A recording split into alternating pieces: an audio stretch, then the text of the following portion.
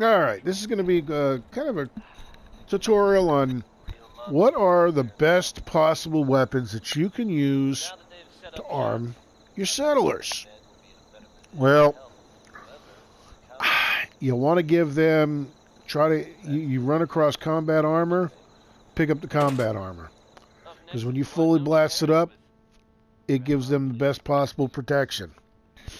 It's better than metal. Alright.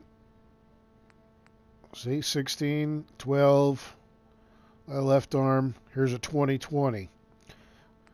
There are three different types of combat armor. You've got the low level stuff, which even maxed out gives you a 12. Secondary, which is 16, and then the best, which is the 20-20. Now, if we compare this to metal, 13-7. Now, you'll notice that there's a lot of different options that you can use for putting on mods. I just simply make them all leaded. Two reasons. One, it's easier to spot, when you've got a lot. Plus, it also gives them plus 10 for radiation. So if you've got attacking enemies that are using gamma guns or anything else, it gives them a little additional radiation protection. Now, on the weapons, there are 4 weapons that I use. Let's go into my weapons category. When you build your settlement, you're going to make guard posts. The people on the guard posts, I assign a minigun. Now remember, on these weapons, all you need to do is give them 1 bullet. That's it. So, I give my guard post guys a high shredding minigun. Somebody that is it doesn't matter as long as the one on the guard has the minigun, and then at random I give one of them. Yep, I give them this. High propped out fast, so you've got 5mm. You've got fire. Every settler gets a Molotov cocktail. Excuse me. Now, they say, oh yeah, but what about the grenades? Oh, hey, the grenades are a lot more powerful. True, but you want around 20 settlers chucking 20 grenades? You're not even going to get close to it. All right. My way of thinking is these are basically backup weapons, and I'd rather have them throwing Molotov cocktails. You get 20 Molotov cocktails, it's going to basically take down quite a bit. And it's not going to be as an area effect. Because when your settlements get attacked, things can get damaged. Now, I always give 1 settler a laser rifle. That way, fighting, and it's at nighttime, you can kind of see the flashes. And then on the other ones, it is basically whatever I have. It's either a 45 ammo or a 5.56 ammo. Basically, for 45 is pretty darn common.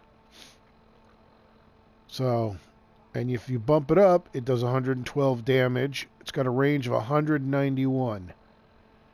Now, the reason is because, I put long scopes on it. Every single weapon is exactly the same, how I build it for my settlers. Everything.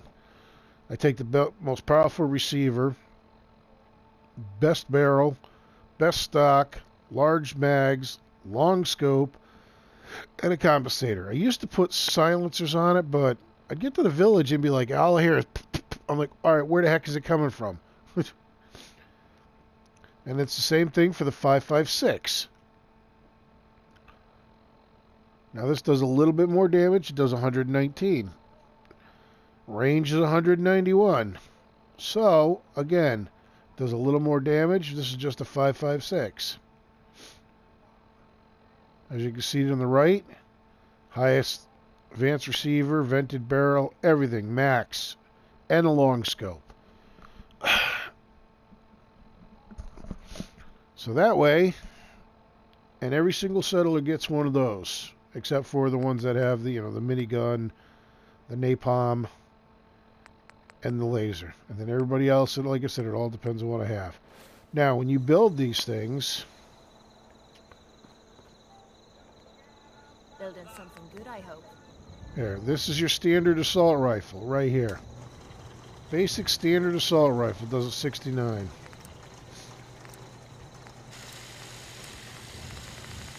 Already there. Now, advanced receiver. Now you can go auto if you want, but it only does 39 damage. You got the minigun for that, so go with the 119. Same thing, vented barrel. Everything bumps it up. Exceptional recoil. Makes it easier for them to go after them. Large ammo capacity. Now, gives you 203 range when you first put the long scope on. Same thing with the long recon. Tracks target, superior magnification. I used to think about doing long recon scopes, but again, though the reason I do the long scope is because that does a lot. But it doesn't change. If you look at the range, it's 203 with a long recon. Accuracy is 113. Same thing for the long scope.